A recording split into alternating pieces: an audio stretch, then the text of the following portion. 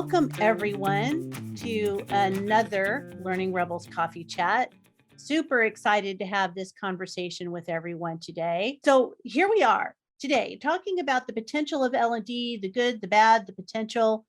And I'm really interested in everyone's story first, but I'm also interested in where we go from here. In the newsletter I sent out yesterday, I included the LinkedIn Workplace Learning Report for 2022, and there's a lot of potential.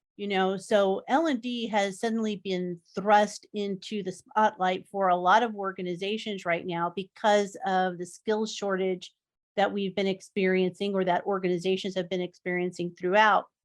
And this is where we have those super special strong muscles, right? Our muscles are for collaboration and for partnership and helping people be better at what they do. Those are our special talents. Those are our superpowers.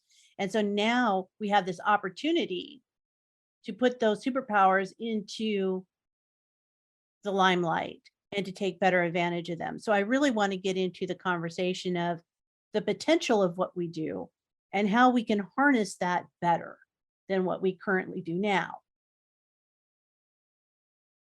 So let's start with this big question on the table, shall we? Is what changes have you seen in L&D throughout the course of the years? We can even go pre-pandemic and now. I think that there's been substantial changes within the industry and what we do, even within this short period of 24 months.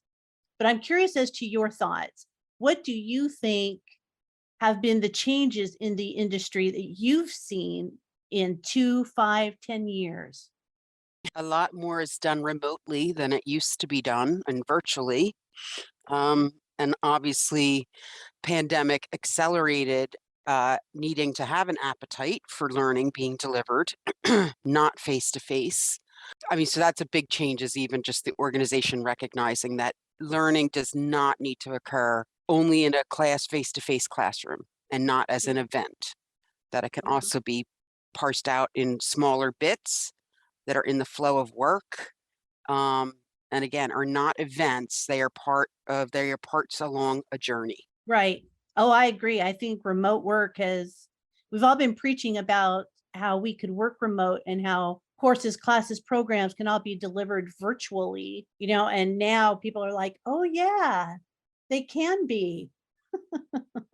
So I agree. That's been a big shift. What else are you seeing? Customization. Ooh, customization. All right. And well, customization and the use of technology, right? Even though it might be quote unquote antiquated technology, but like ditching 1970s videos for something that was at least, in the 2000s.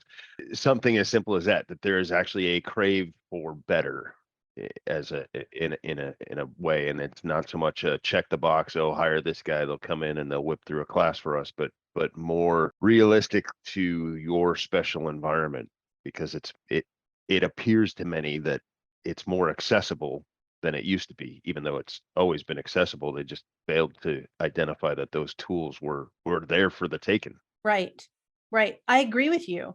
I think that there's a more of a focus on getting the right content in front of the right people. And I remember way back when, boy, I'll be dating myself with this. Did anybody else have the CD content library? I see Deb shaking her head. Yes, and so it came in a binder and you had a subscription, almost like Netflix, where you got a CD in the mail for leadership or customer service or something like that. Yeah, I see lots of nods. And that was before we were really taking advantage of the internet, and we certainly before we had all of the ease of video tools that we have now, where that was the future back then. And so when you talk about 1970s training, Heather, learn on need and skills-based learning are pushing to the front of the line. Absolutely. And so would you guys agree with Heather on that? That skill-based learning certainly is taking a focus. What's your experience there? So I work at a hospital system. So everything we do is skill-based at this point. Some of the other things that I've noticed, you guys had mentioned technology, but kind of they're now finally starting to consider things like virtual reality, augmented reality, artificial intelligence, all of that. So I think that's a great thing. For my company, it'll be a while. It wasn't until 2 years that they even knew that WebEx even existed. So we're going to give them time to adapt. Well, it's baby steps. It's But baby steps. yeah, and that skill training is huge in healthcare, because people coming to us to work in clinical positions are not getting the skill training in school that they once did. From what I hear, that's the same in other industries too. People aren't arriving to work with the same skill base anymore. So now it's not only are you upskilling, but you're just level skilling to start with. And then Oh, what a great phrase. What a great phrase, level skilling. Shannon, write that down. Because I think that's perfect. You're absolutely correct. And Quick, Jen, copyright that. yeah, there we go. TM, man. It's like right there with your name on it. thank God this meeting is recorded. That's right. It's in perpetuity now. That's right. I think you're right. And I think we could all agree that, especially if you think in the business sector, you have a lot of what we might refer to as high potentials, that come from university and they come straight into a business world, and they don't know anything about business, right? So they went to university and they were taught, I don't know what they were taught, but they were taught all sorts of things, but not business acumen, right? And not how to lead people, and not how to be good customers for their own business, So I agree. There's a certain amount of level set here that needs to be taken, and I think that that's a great potential as well. The use of augmented reality, virtual reality, artificial intelligence, well, that certainly wasn't something that was on our radars as early as 5 years ago. It is now. So what is your take on that? I think for my organization, it still takes a long time to get technologies on a roadmap for that to be supported. So while we may see some great tools that would make for wonderful experiences and the whole bit, it still needs to go through and still needs to be vetted as an investment. So I think that maybe the desire to have that exceeds selling that into the business as a worthwhile investment. For us, we need to think in terms of like, what is the simplest solution that's going to get to the need? And then it's much more iterative than it was in the past. And so because the pace of change is so fast and the amount of time that's available to even develop things is so compressed, that sometimes the augmented reality and virtual reality and all those and artificial intelligence, at least there's the perception that it would take too long to create something that uses that as the solution. I'm all in on the AR VR, but man, the sell on that is man, it's like selling somebody a Maserati. It is so fascinating that technology is right there and so simple and so forward. And when your comment, Maureen, about right, they want this upgrade, they want this right, everything fine-tuned or new. We know from building content from scratch, or even taking old content and trying to readjust and relearn. And if you've got student materials, and that's a lot, right? Even if it's just minor stuff where recording taking some new pictures because something changed in the environment with that 360 camera, and with a quality team. I mean, days versus months. I mean, it's exponential. I'm not promoting Zapper, but I talk to those guys from time to time. This year's Super Bowl is going to help change that learning curve. Like, they're already putting stuff together with Peyton Manning, and I think it's Coors Light or whatever. They're going to have little zapper things on their thing, and so Nice. the Super Bowl and their commercials are going to help accelerate that learning curve to make that a much quote unquote norm thing. So Mhm. I'm ready for them to help us out in that aspect. You don't need a degree in computer science like you might have used to. And you don't need a whole bunch of special equipment like you might have used to. And I think it's how we're communicating that to the business. So if we are firm, and not just with AR, VR, but with anything, if we have the courage of conviction, presenting this in front of business leaders and saying, easy, cost effective, and as you said, Douglas, truncating time from months to days. And I don't know of a business leader who wouldn't want that. So it's just a matter of how are we presenting that information, I believe. And that has been a huge shift in what L&D can bring to the table. We have this great opportunity, as I said at the beginning, of taking advantage of CEOs everywhere saying that their highest priority is the skills agenda. And so I've seen reports that say L&D top priority, putting out compliance training. There's a real disconnect, and we have this opportunity to get in front of business leaders and say, here's our superpower. We can help you with this skills agenda. We really can. A shift in L&D perspective here is the need to acknowledge and accommodate physical safety needs to be in place in order for psychological safety to exist. And I think the focus on psychological safety is another great shift that we've seen in recent years. What's your take on that? All of our classes had to go online, and our instructors had to automatically become online instructors during the pandemic. And now when we call them back together, if we're doing training, for example, they don't know how, we've kind of forgotten how to be together in the same space and interact. And so with that comes those psychological safety issues that you have to create. I mean, there was always the concept of creating safety to participate, and it's now even more important because of that. The other thing I want to say is the most effective training I think I've delivered in the last few months, quite honestly, was just a series of drips about our performance appraisals.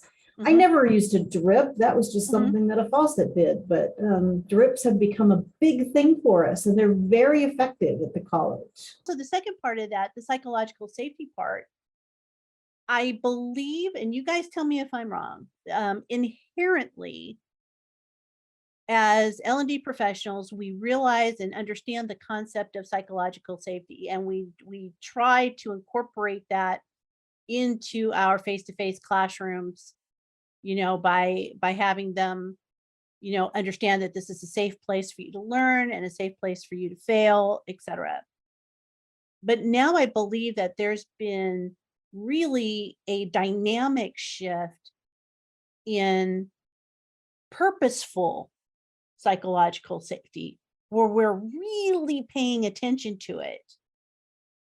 So what are your thoughts? Would you agree or not with that? I do see that people are saying this is super important, but I'm also, like, in larger organizations, I'm seeing like almost like a fight. Like, everybody says it's important, but it feels like there's a lot of push and pull on how we deliver that to our folks. And I think that there's just a lot of ambiguity around what that really means and what an employee means when they say, I want this type of thing from my employer. And so from my role, like, I might think it's one thing, but we're not part of HR. In our org, our learning and development and HR teams sit in very different areas of the organization. And so it just feels like we're running down what we think is going to provide this psychological safety to our folks. But then what we're working on here seems to be in conflict with what HR is working on. And so there just seems to be some ambiguity in general, but yet I think everybody recognizes that it's important. It's what we should be doing for our folks.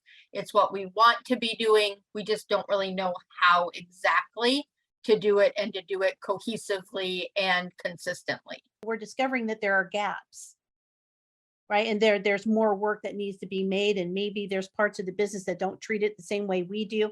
And it's bubbled up, and now it's really something that's like, oh, we could really work on this. How can we reach out to other areas of the business to really create a culture of accepting, the terms of psychological safety and really applying what that means across the organization.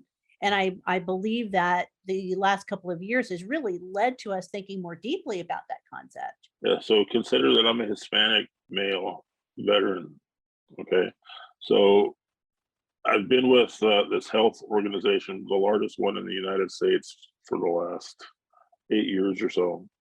Prior to that, I came from a law enforcement, enforcement job that I had for about 4 years. Okay, and then before that, I worked for companies like Intel.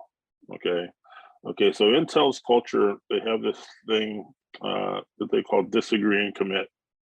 Where you can be cordial, you can be, psychologically safe or whatever, but you get to a point where a decision has to be made, and it may not be something you like. It may be something that you were adamantly against, but the idea being that you have to commit and move the project forward at some point. Okay, so that seems to me at odds with psychological safety as I've experienced it. I will tell you that my first 8 hours at my new job with the healthcare company 8 years ago, they were the worst in my entire life.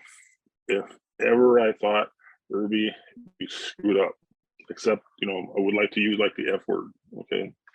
It was bad. I would have gone back to the old job so fast if that opportunity had been there.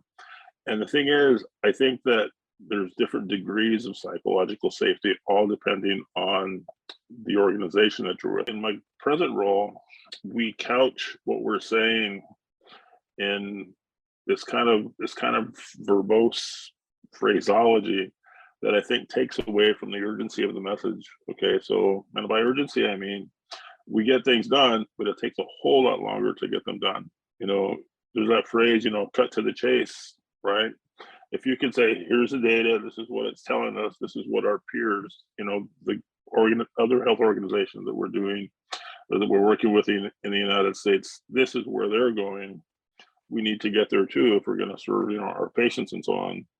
And so I get to retire next year, so I get to put all the psychological safety behind me, and it's kind of weird, but I'm really into drones. So I bought this the other day. It's my 7th drone. Okay, this particular one, unlike all the others, this one's called the Cinewhoop. Okay, it has a really nice camera, right? But can you see these things on the sides? It has bumpers. So this is a psychologically safe drone. It hit something and it bounces back. My other stuff, if they hit something, they crash and there's a lot of damage and stuff, and it's expensive to fit. And so this is what I'm looking forward to doing going forward, is taking pictures of stuff with my psychologically safe drone that isn't going to get mad at me if I curse at it, or if I say, you know what, perhaps that was the wrong thing to do, and we should have done this. I do agree that there's a balance. There's a balance between wanting to get business done and then trying to still take people's thoughts, opinions into consideration. So I think that there's a balance there. And it goes back to what Jody was saying, is that, there's this push-pull that's happening. But I like that there's a push-pull happening, because that means we have awareness of it. Some organizations handle that much better than others. Some care, some don't care. So now our role as L&D people is to keep that balance, and to behavior model and show what this means. What does psychological safety mean in your workplace, in your organization, that's going to help get business done, but still respect others? More organizations are hiring chief learning officers than ever before, and that goes along with diversity officers. So those two things are going hand in hand. So that means that there's a building of awareness here. So now, how can we harness that? That puts us in a position of being able to get a seat at the table, which is fantastic. We just have to make sure we don't waste it by saying yes to every training request we get that shouldn't be a training request. Like, we need to quit saying, oh, sure, we'll build a training because Joey forgot to punch in on Monday. Because every time we do something that isn't going to give them what they want, then they're going to walk away going, we asked you to help us and you didn't really help, even though we gave them what they asked for. You know, if you sell somebody a convertible when they need a minivan, they're not going to be happy with the convertible. And we just keep doing that because we want to say yes, we want to do what people ask us, but we really have to make sure that we're providing value at the end of the day. And value is what's actually needed, not what's asked for. So if we think about better, having a better understanding of the opportunities in front of us, one of which is connecting learning to business value to business impact. How are we going to take advantage of it? Well, we have to know what our business goals are. Oh, good. Yep, absolutely. Do you know the business goals? Do you know the business KPIs, the key performing indicators? When was the last time you read your business's annual report? If it's a publicly held business, there's an annual report out there. Have you read it?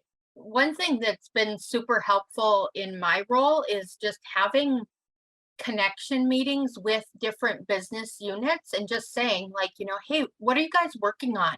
Like, where are your challenges? Where are your wins? Like, and then as we have those conversations, number one, I've built that relationship with them before they come and ask for any piece of training. And then I can also say back to them when they're like, hey, we're really struggling with, the number, we have so many agents calling in sick or unable to come to work because school's been canceled again, like whatever it is, we need to find a solution for getting that phone answered in a different way, right? Then I can come to the table and say, like, hey, are you open to us just, putting some time on the calendar and maybe brainstorming some ideas? And then they're like, oh, yeah.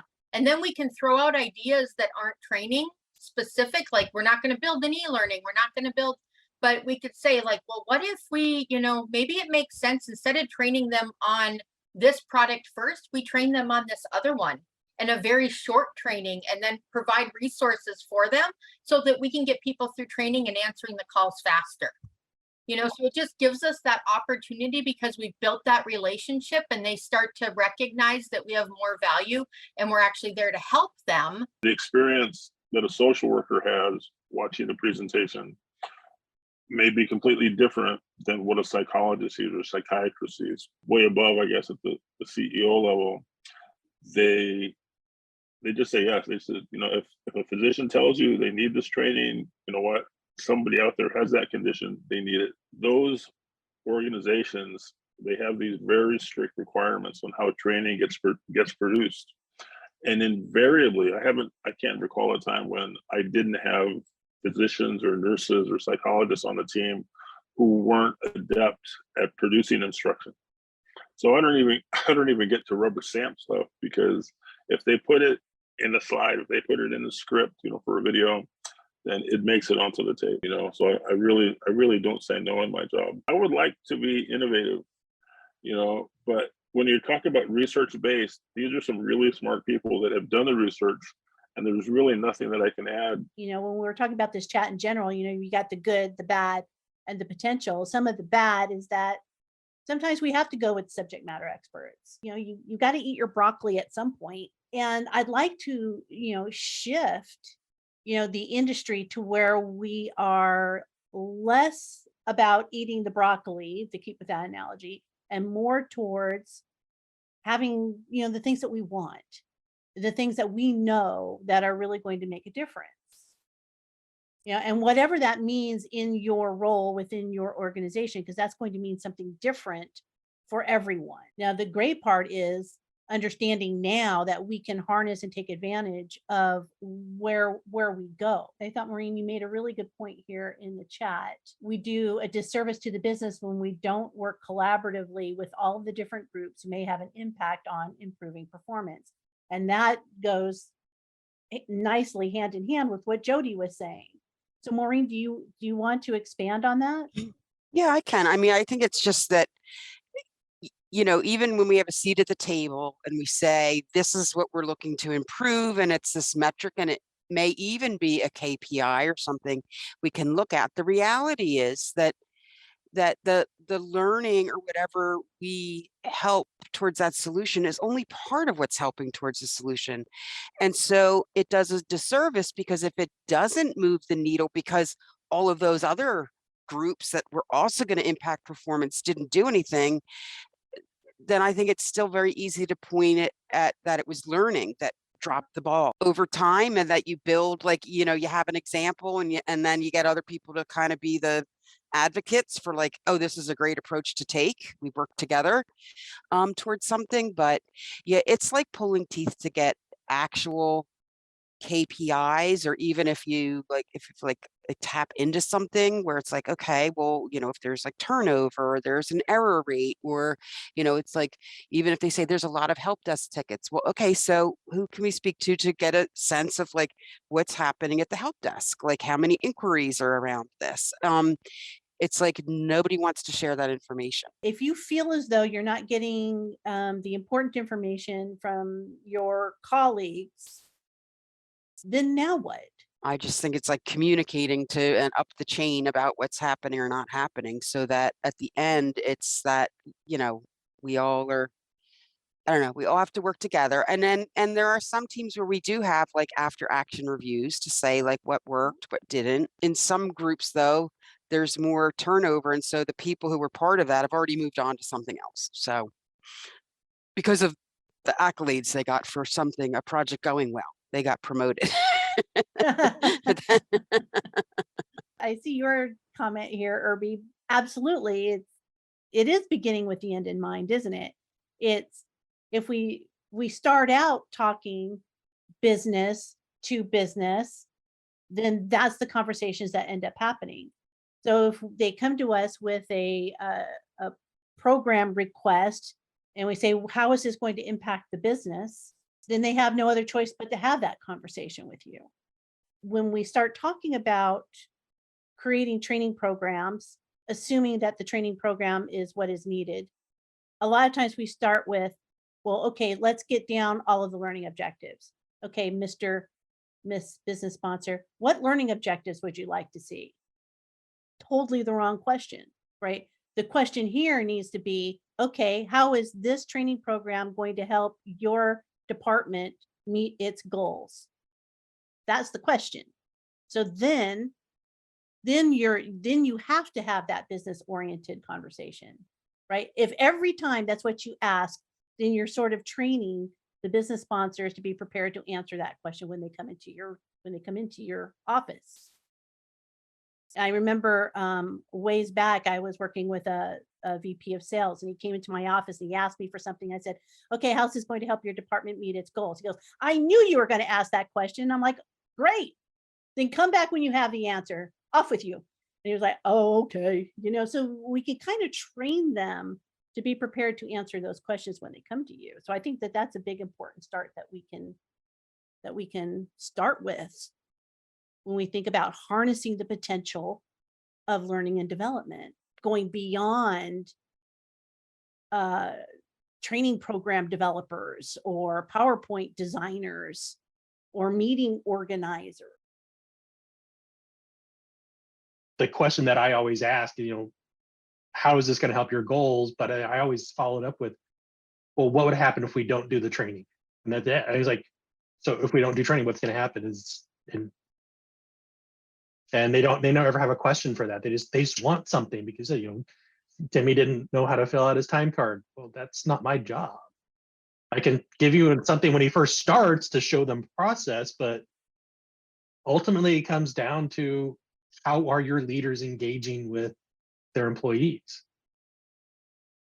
And that is the crossroads I'm at with my organization right now. Is I can push out all this training, everything, but I can't make people do what they're supposed to do. That's your job as the leader, not my job as the training manager. Well, and I think we're in a unique position right now in history for learning and development to really bring managers into the fold. You know, so how do we bring managers on the ride with us? How do we get them on board with us? More so than we've ever had to in the past. Let's face it, in front of every good training program, in front of every good change initiative, is a line manager saying, nope. So now how do we get them in? How do we activate them to be part of what we do? Because I think this is a great potential for L&D, is to create that strength of partnership with line managers. How do we do that? It's a culture change for a lot of organizations, is they have to start thinking that your job as the frontline leader is not just telling people what to do, it's making sure that they're working safely or that they're following through on what they're supposed to be doing, that there is some accountability for them, and then their leaders holding them accountable for those things. So there's this top down, effect. Because you said, yeah, frontline leaders like, nope, I'm not doing that, because that's not what I was like. No, that is what you're supposed to do as a leader. What other ideas? How else can we activate managers? Get them involved in the design process, and in some cases have them actually become some of the facilitators of this, right? If it's somewhat of their idea and they're bought into it, they have a vestment to make sure that it isn't a failure, versus being just the obstinate obstinate child says, Not right? my idea, I won't do it. Right. So what is your idea? You're vested in this as much as I am, more, because this affects your day to day. Once I'm done with the project, I'm on to my next. Yeah, they really like when you bring them in and you say, well, how would this best be communicated to your team? And they give you some ideas, and they actually see that in the end product, and they're like, that was my idea. Yes. I'm like, yeah, look at that. We're partners here. I'm not your evil, overlord in the tower. Found that if I kind of start that way, when I meet with the managers or meet with the other departments and say, my job is not just an instructional designer. It's not just a trainer, I'm here to make you successful and your team successful. But we've got to be able to do that together. And so then we have these conversations. Does it work all the time? No, because there are some that are just like, hey, I just need to be able to check this box. They're getting used to, in the past, before me, they're used to being told yes, and they'll say, hey, Timmy doesn't know how to clock in appropriately, and oh, all right, we'll put a lesson up there. Well, now I've started to kind of redirect and go, all right, so why isn't he? Let's talk about and getting more things done and getting to the root cause. At least in healthcare, sometimes our history, at least with my company, our history is those people that are in learning and development right now with our company weren't in learning and development to begin with. Oh, you were a great bedside nurse, you've now gotten your master's, let's put you in a learning role. And so they didn't really understand that portion.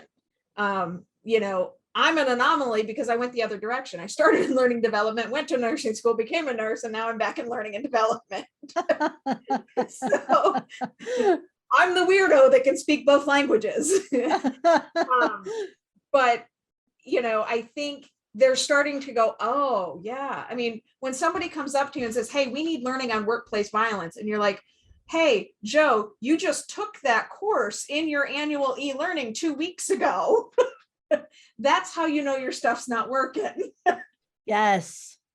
And so yes. I save those examples, and I use those examples when I have those meetings going, hey, let me explain to you what checking the box does. Here's an example. I love that. That's a great idea. And that's helping to bring them along. Again, doesn't work 100% of the time, but they're getting there. Right. But it's good anecdotal type of data. And for the most part, they're more responsive to anecdotal. At least some of the departments I've been working with lately. Now, if I'm working with finance, then I got to go numbers. Right. But if I'm working with quality or a nursing unit or something like that, then I can go anecdotal, and it makes more sense to them. Mm-hmm. So sure, because you're speaking a language is important too. The big question is, why aren't people doing the thing we want them to do or that they need to do? So rather than going in and saying, well, here's a training program, it's like, well, why aren't they doing it in the first place? And I think also when we think about the movement of L&D through the years, And I saw Irby's comment in there about shifting even the job title from instructional designer to design thinking. Sometimes that makes a big difference in organizations, because Irby, your comment was spot on about sometimes people think instructional designers and they think teachers, that, so they automatically kind of put you into that box. But I do think that there's been a big shift in attitudes behind what a learning and development person can do for an organization, and just changing the way that we have these conversations and changing our vocabulary use and how we present data to people. Like Jen said, I think that that's a great shift that I've seen that we are all making. And so now those are great ways to be able to activate managers. Bring them in earlier. That's what I'm hearing from you guys, is that you bring them in or keep them in. I used to do steering committees. And so a steering committee rotated every quarter. So there'd be different people on the committee. So you'd have a business leader, a manager, line managers, end users were all part of this steering committee, and you meet with them, every few weeks or once a month, just to kind of sense check the priorities of the organization and say, what do you guys think of this? This is what training is working on right now. Do you think this is really a priority or not, or why? How do you think this is going to make a business impact? And so everybody's voices from different areas of the business was heard. I'm looking at Jody's comment. One question I have added: when learning more about the business needs my team create. How often is that happening? What data do you have to show? How often are your team members not logging in? Right. So you're asking them for data. Show me the data, because in essence, what you're asking there is show me the proof that you need this training, although that's not what you're saying. Right. It really comes down to a perception, right? Like, I manage a team. I have one employee that is horrible at logging in. That is a management issue, not a training issue. The Right. employer's worked for the company for 6 years, 7 years now. Not a training issue. They know how to do the job. And so I know that. So when another manager comes to me and says, hey, my employees aren't logging in, I can say to them, like, well, what data do you have? Like, is this a widespread issue, or is it one employee? And then they start to recognize where I'm going with that, right? Oh, it's just Timmy.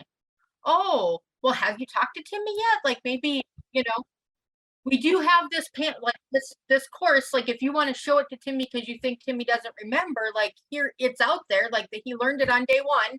Like, first thing HR taught him was how to clock in. But I just have really, really pushed back on that, because I have too many asks on my desk. I can't say yes to everything. And so, Irby, I'm glad that you can. But I'm not in a position to say yes to everything. And so I have to really pick and choose where we spend our time and can add the most, oh, I love that, if his life depended on it. I asked that question too, Maureen. Yes. Yeah, love it. Yeah. So. Yeah, exactly. And as the priorities for L&D grow, and as we become more involved in the business, and we talk about seat at the table, and yes, we need to seat at the table, and I wish we had bigger voices when it came to the seat at the table. But for me, it's not asking for a seat at the table. It's just about grabbing the chair. Just grabbing the chair and do something. Don't wait for people to ask you to join them. This is why we're all learning rebels here, right? So we are going to grab the chair. We're going to have a seat. We're going to do the things that is important for our business and for our organizations. And so while having a seat at the table is a good goal to have, I say just do it. Do what you can. Do what you can. And it's baby steps, right? You don't have to do big things. You can do small things like changing the questions we ask. That's a small thing to do. So this leads me to the last part of this, which is, upskilling ourselves. What are we doing to make ourselves as current as we possibly can be, to have the right conversations, to keeping in the know in our own professional development? Part of that LinkedIn report said that on the average, L&D people spend 23% less time upskilling themselves than other people in their organization. So we are not particularly good behavior models. That made my eyes go like this when I read that in the report. So we need to do better at upskilling ourselves and finding time. So how are we going to do that, people? One answer, I'm going to be here every other Friday. Okay, there's one. Okay, what else are you? I just put it in the chat, Shannon. Yeah, okay. Stuff like these collaborative things, right? So it's. I mean, this is in essence a version of a burst learning for us, right? Right, caring and sharing and moving on, right? Yep, absolutely. Shared experiences. We all learn from that. But other than plugging my stuff, what is it that you guys what can you do? What do you do?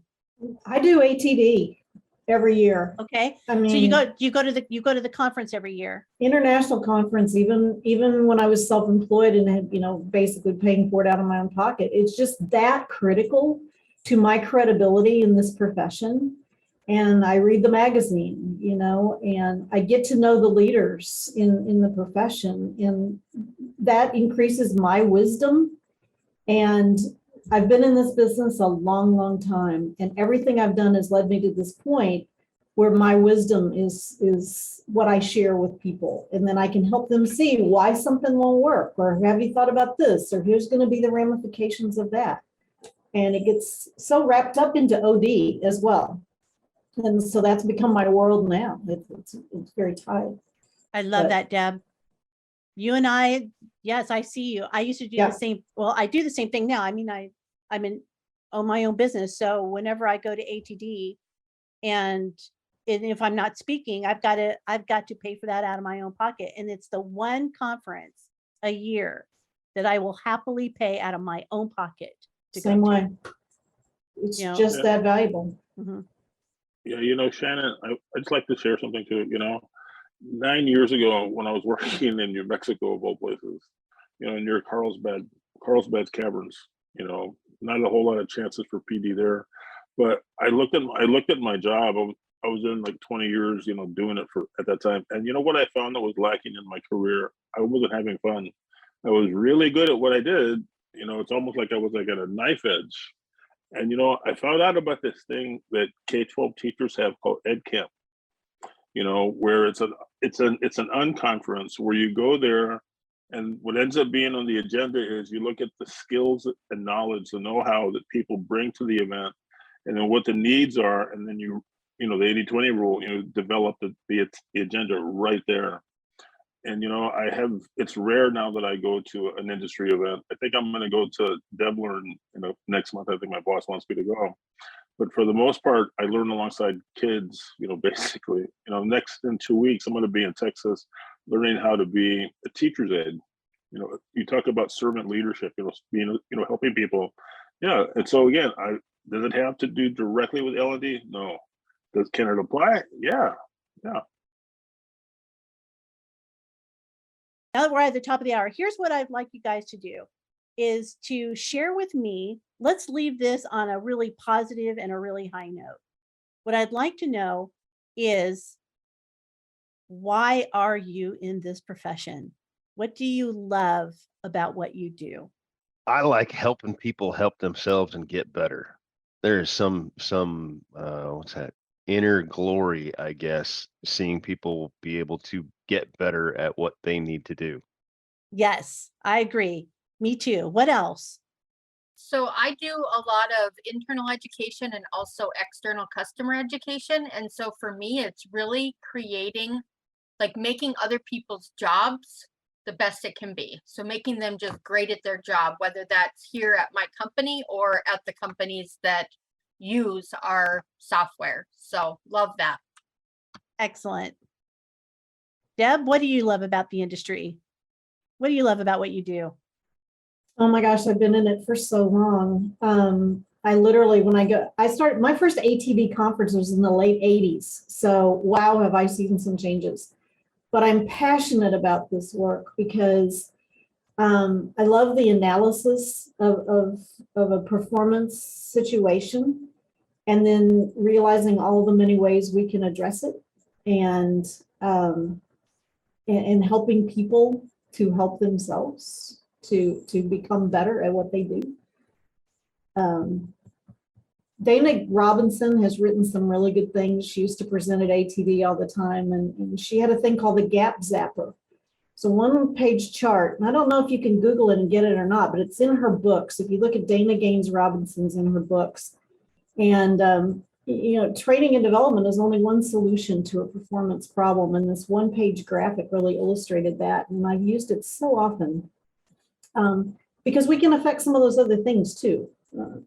We can help people figure out some of those other things. Yeah, I agree. I think that's what I like, is that our jobs just touch so many different areas.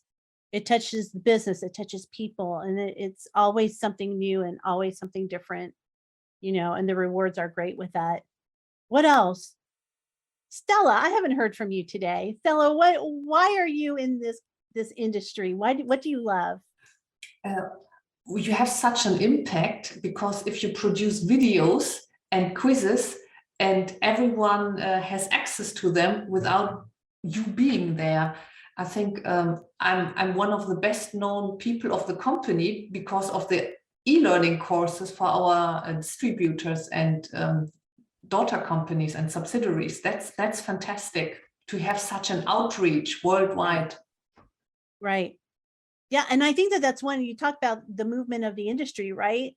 Before we were pretty siloed off, and now the reach that we have is pretty impressive. So good for you, Stella. I love that. Everyone can produce videos with Camtasia, and if they are well done, short and precise, then it's loved by everyone. That's great. It is great. Thank you for sharing that. Anyone else before we call it a day? Beth? Had a feeling.